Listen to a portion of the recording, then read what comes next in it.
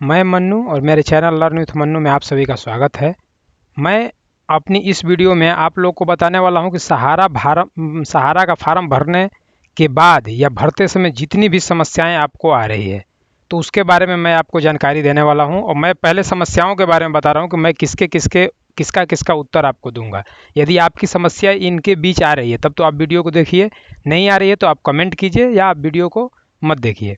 देखिए, सबसे पहले है कि फार्म भरने पर कोई भी गलती हो जाती है और आपका फार्म सबमिट हो जाता है, तब आपको क्या करना है। दूसरा प्रश्न ये है कि आपका जो पैसा लगाए हैं कौन सी सोसाइटी में कब का लगाए हैं तो आप फार्म भर सकते हैं, कितने 2021, 22, 18, 23 कब का लगाए हैं तो भर सकते हैं। तीसरा है कि कितने बांड को अपलोड कर सकते हैं और कैसे आपको अपलोड करेंगे। फिर है कि फार्म में संशोधन कितने स्टेप तक किया जा सकता है, कौन से स्टेप से पहले आप संशोधन कर सकते हैं, उसके बाद आप संशोधन नहीं कर सकते।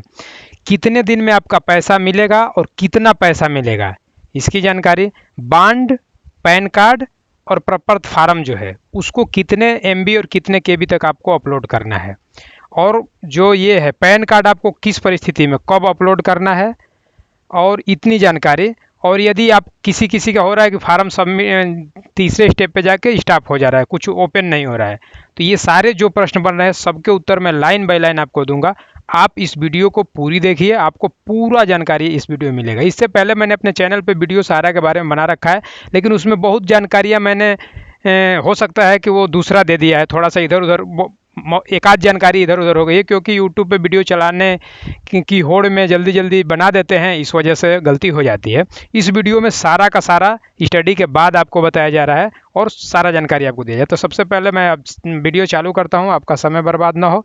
तो सबसे पहले ये मैं बता देता हूँ कि सहारा का जो 4 सोसाइटी है, 4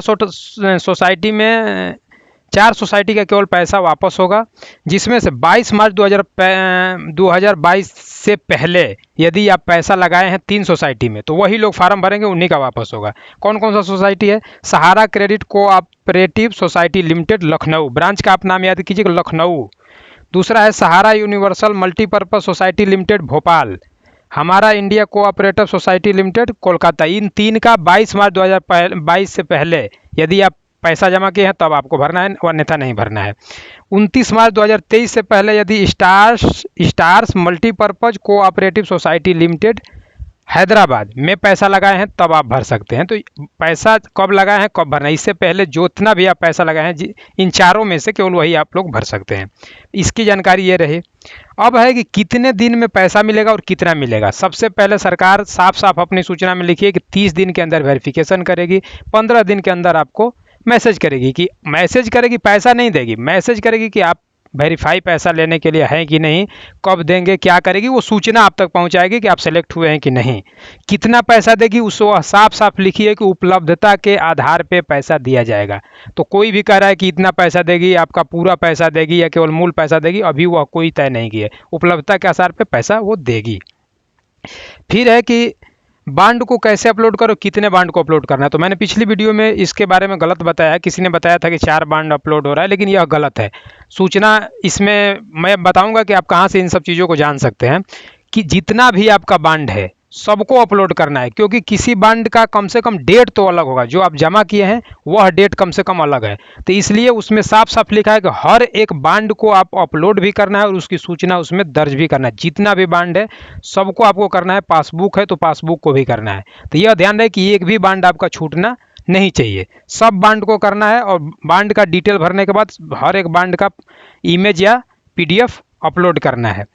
अब पैन कार्ड की स्थिति में आपको करना है, पैन कार्ड आपको करना है यदि आप 50,000 से ज़्यादा यदि आपका सहारा का पैसा आप जमा किए हैं तो उस स्थिति में 5वें स्टेज में आपको 5वें स्टेप पर जाकर के आपको पैन कार्ड अपलोड करना है।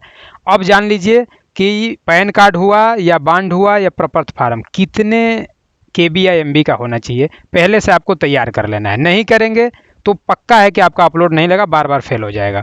बांड होना चाहिए 200 केबी से कम का, ठीक है, 200 केबी हो या 200 केबी से कम का बांड रहना चाहिए। पैन कार्ड 50 केबी हो या 50 केबी से कम हो। प्रपत्र जनरेट फार्म जो हो रहा है 2 एमबी या 2 एमबी से कम, इतने के अंदर आप ये सब चीज़ अपलोड कर सकते हैं। अब आपको अगली जानकारी मैं दे दे रहा हूँ कि फार्म में संशोधन कब तक किया जा सकता है। तो फार्म में संशोधन आप चौथे स्टेप, साफ साफ लिखा है कि जो आप प्रपत्र जनरेट कर रहे हैं डिटेल डालने के बाद, तीसरे स्टेप के बाद चौथे स्टेप पे जाते हैं जनरेट करने के लिए, तो वहाँ पे उसको क्लिक करने से पहले यदि आपको आना है तो पिछला आइए, पिछला पे जाके आप संशोधन कर सकते हैं। वहाँ यदि आप प्रपत्र जनरेट कर दिए हैं तो फिर आपके फार्म में संशोधन नहीं होगा, वो साफ साफ लिख रहा है। अभी तक तो नहीं है, हो सकता है कि फिलहाल साइट को अपडेट करके सरकार यदि आपको सुविधा दे रही है तो अलग चीज़ है, अभी तक ऐसा उसमें कुछ नहीं है। तो लगभग मेरे को जहाँ तक लग रहा है कि मैंने सब जानकारी आपको दे दिया। एक है कि यदि फार्म भरते समय गलती हो जाए तो क्या करें। आप बहुत लोग कह रहे हैं कि सर मैंने ऐसे ऐसे किया और फार्म सबमिट हो गया है। आपको कोई घबराने की ज़रूरत नहीं है, आपको 30 दिन तक वेट करने की ज़रूरत है। यदि आपके फार्म में कोई भी गलती हो गई है और वह सबमिट हो गया है तो आप बिल्कुल मत घबराइए, आराम से 30 दिन तक वेट कीजिए। 30 दिन के अंदर वो वेरिफिकेशन करेंगे, यदि गलत पाया गया तो आपके फार्म को रिजेक्ट कर देंगे। जैसे ही वो फार्म को रिजेक्ट करेंगे तो आपका फार्म साइट से आपका डेटा हट जाएगा। जैसे ही हो सकता है कि जैसे ही साइट से आपका डेटा हटेगा तो तब आपको फिर से, अब जब जब जब आधार कार्ड और OTP डालेंगे तो फिर से आपका डेटा ले लेगा। तो उस समय आपको समझदारी से करना है, डालना है। और यह मैं इसलिए बता रहा हूँ क्योंकि अभी इसका डेट, आखिरी डेट नहीं आया है कि इतने डेट तक ही ये फार्म भरना है। आखिरी डेट जब तक नहीं आता है तब तक आप 30 दिन तक वेट करिए। दूसरे बार कैंसिल होकर आता है तो आप उसको फिर से सबमिट कर सकते हैं। और तीसरी जानकारी ये है कि किसी किसी का तीसरे स्टेप पे जाके ऑप्शन ही नहीं दे रहा है, तो उसका एक ही मैं सुझाव दूंगा कि आपके बैंक में हो सकता है कोई समस्या है। तो कई बैंक में यदि आपका खाता है तो जो बैंक ले रहा है उसमें और तीसरे स्टेप पे जाने पर भरने के लिए नहीं दे रहा है ऑप्शन, तो आप उस बैंक से कुछ दिनों के लिए आधार कार्ड हटवा दीजिए ताकि दूसरा बैंक वहाँ ऑटोमेटिक ले ले। हो सकता है कि वो दूसरा बैंक ले लेगा तो आपका तीसरा ऑप्शन खुलने लगेगा। बहुत लोगों का सुनने में आ रहा है कि तीसरा ऑप्शन नहीं खुल रहा है, तो ये काम एक बार करा करके आप चेक कर लीजिए। और कोई भी गलती हो तो आप बिल्कुल ही मत घबराइए और आप वेट कीजिए। 30 दिन के अंदर आपका रिजेक्ट होगा, उसके बाद आप भरिएगा। पूरा हो सकता है सरकार यही प्रोसेस करेगी, रिजेक्ट होगा तो आप भर सकते हैं।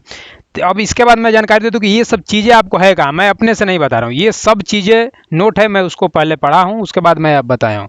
जब आप साइट पे जाएंगे तो जमाकर्ता पंजीकरण पहला है, जमाकर्ता लॉगिन दूसरा है, माननीय सुप्रीम कोर्ट का आदेश तीसरा है, आवेदन कैसे करें चौथा है, सामान्य प्रश्न, सामान्य प्रश्न को खोलेंगे तो पूरा PDF आपको दिया है, वहाँ से PDF को आप डाउनलोड करके पूरा जानकारी ले सकते हैं। उसके बाद यदि आपको कोई भी शिकायत हो तो सबसे अंत में शिकायत ऑप्शन दिया है, शिकायत ऑप्शन पर क्लिक करके आप मैसेज कर सकते हैं। नंबर भी दिया है वह टोल फ्री नंबर, लेकिन बहुत लोग बोल रहे हैं कि ना तो शिकायत का रिप्लाई आ रहा है ना तो टोल फ्री नंबर पे कॉल करने पे कोई फ़ोन उठा रहा है। तो कोई बात नहीं, यदि अदर कोई शिकायत हो तो आप मेरे नंबर पे कॉल कर लीजिए, मैं डिस्क्रिप्शन बॉक्स में नंबर दे रहा हूँ। यदि मेरे से जितना सॉल्व हो जाएगा आपकी समस्या तो मैं आपकी समस्या पर बात करूँगा। यदि वीडियो पसंद आए तो वीडियो को लाइक करें, वीडियो को शेयर भी करें दूसरे लोगों तक ताकि यह पहुँचे। कोई प्रश्न हो तो पूछे और चैनल पर नए हो तो चैनल को सब्सक्राइब करके बेल आइकन दबा लें। धन्यवाद।